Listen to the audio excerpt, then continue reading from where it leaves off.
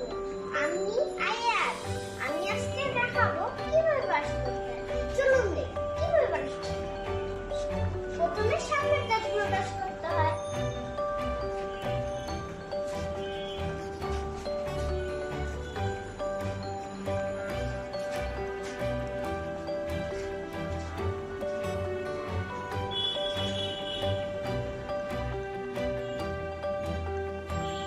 তারপরে পিছনের দাঁতগুলো ব্রাশ করতে হয়, কারণ পিছনের দাঁতগুলোতে অনেক খাবার জমে থাকে, তার কারণে ক্যাভিটি হয়।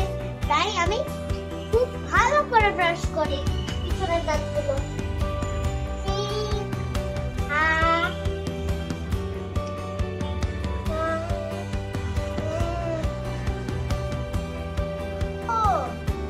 মামুনি বলেছে জিহ্বা পরিষ্কার করতে হয়।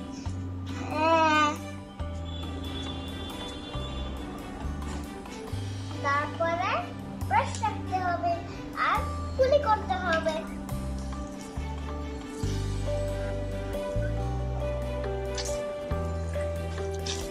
তারপরে গরম করতে হবে।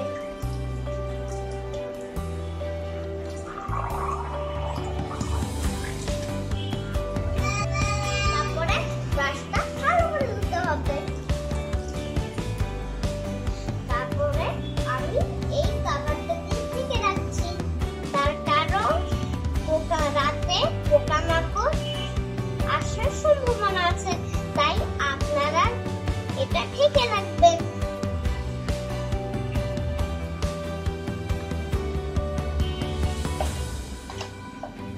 এই দেখুন, আমার দাঁতে কোনো ক্যাভিটি নেই। এভাবে দিনে 2 বার ব্রাশ করি, রাতে ঘুমানোর আগে, দিনে নাস্তা খাওয়ার পরে। ভালো থাকুন, সুস্থ থাকুন।